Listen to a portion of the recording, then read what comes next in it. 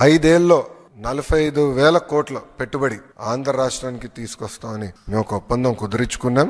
Response అనేది వాళ్ళ దగ్గర నుంచి అద్భుతంగా ఉంది. ఇదంతా యువతకి గుడ్ న్యూస్, జగన్ కి బ్యాడ్ న్యూస్.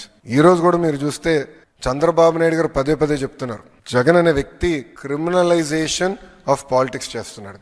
మేమందరం అహర్నిశలు కష్టపడుతున్నాం. గౌరవ ముఖ్యమంత్రి గారు అయితే సింగపూర్లో 8 ఆయన మీటింగ్లు మొదలు పెడితే రాత్రి 11:30 వరకు మీటింగ్లు నిర్వహిస్తున్నారు. అంటే ఆంధ్ర రాష్ట్రానికి పెట్టుబడులు తీసుకురావాలి, యువతకి ఉద్యోగాలు ఉపాధి తీసుకురావాలని ఆయన అహర్నిశలు కష్టపడుతున్నారు. ఆయన అంత కష్టపడుతుంటే మేము కనీసం ఇంకో గంట ఎక్కువ కష్టపడాలని మేమందరం పరిగెడుతున్నాం. గౌరవ ముఖ్యమంత్రి గారితో పోటీ పడాలని ప్రతి మంత్రి మేము పరిగెత్తాం.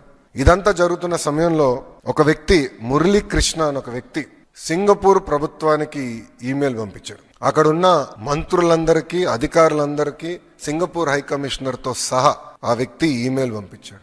ఆంధ్ర రాష్ట్రంలో అన్స్టేబుల్ గవర్నమెంట్ ఉంది, రేపో మాపో ప్రభుత్వం మారిపోతుంది, మీరు ఆంధ్ర రాష్ట్రంతో ఒప్పందాలు చేసుకోవద్దు అని క్లియర్ గా అతను చెప్పారు. మేము అందరం ఆశ్చర్యపోయాం, మరి ఇంత కష్టపడుతున్నాం, పెట్టుబడులు తీసుకొద్దామని మేము ప్రయత్నిస్తాం, ఎవర్రబాయి ఈ వ్యక్తి అని మేము చెక్ చేస్తే ఏకంగా ఆ వ్యక్తి Peddireddy Ramachandra Reddy company PLR constructions లో పనిచేస్తున్న వాళ్ళతో అనేక సార్లు మాట్లాడారు. వైకాపాకి చెందిన మాజీ ఎమ్మెల్యేలతో కూడా అతను మాట్లాడారు. మొత్తం రికార్డు మా దగ్గర ఉంది. అంటే వాళ్ళు ఒక వ్యక్తిని ప్రోత్సహించి అతని చేత ఒక ఈమెయిల్ పెట్టిస్తే ఇవన్నీ ఆగిపోతాయి, అభివృద్ధి జరగదు, అప్పుడు తిప్పి మమ్మల్ని తిట్టచ్చు, అభివృద్ధి జరగలేదని ప్రయత్నం చేస్తున్నాడు Jagan Reddy. This is criminalization of politics.